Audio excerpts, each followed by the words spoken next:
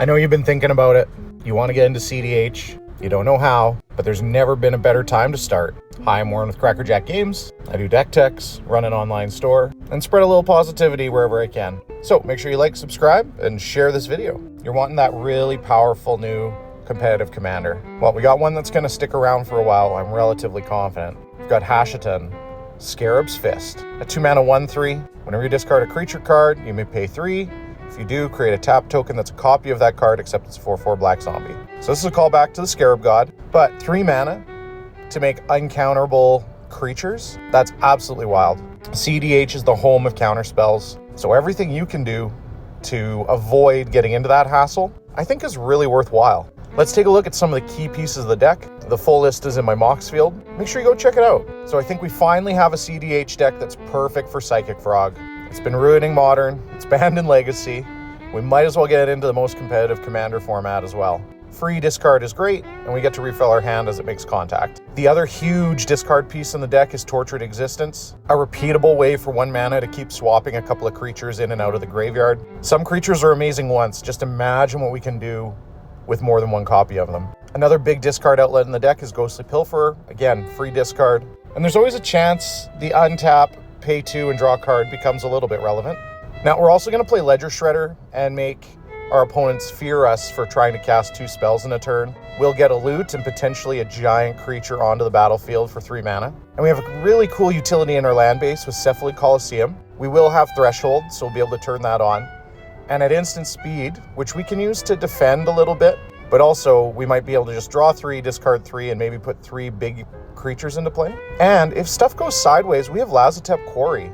We can use its last ability to copy a creature in our graveyard and do the same thing. And this is really good with Thassa's Oracle. So obviously in an Esper deck, we're playing Thassa's Oracle. This is the most efficient way to win the game. And if we can make it uncounterable, that's good too. That gets us Demonic Consultation. And of course, we're playing Tainted Pact, which means we're playing a Tainted Pact mana base.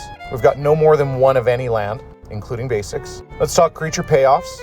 We're going to play Chancellor of the Annex. It's cool to have in your opening hand, but when it sits on the battlefield, it literally makes people pay 1 or you counter their spells. At 7 mana, unreliable. But for 3 mana though, that's pretty good. We're also playing Mind Slicer, a great way to disincentivize people attacking you, and something you'll be able to keep crunching in with. People have really mixed feelings about Polywog Prodigy. Your deck really needs to be able to evolve it. But what if we started it as a 4/4? That seems pretty good, right?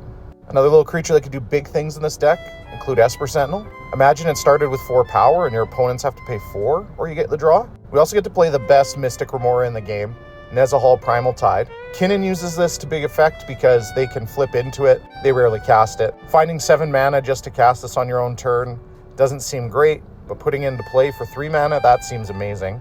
I also think this deck is going to be a Hoarding Broodlord deck.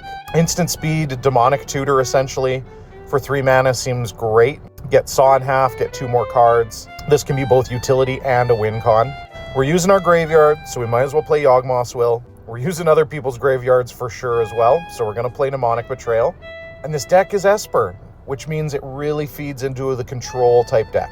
That means we get to play Sensei's Divining Top and its best friend, Counterbalance. We're obviously on Mystic Remora and Rhystic Study, no question there. We have a very, very deep counterspell package.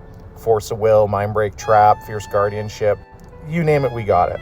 And of course, we're playing cards into our graveyard, so we might as well play Reanimate and Animate Dead and Necromancy.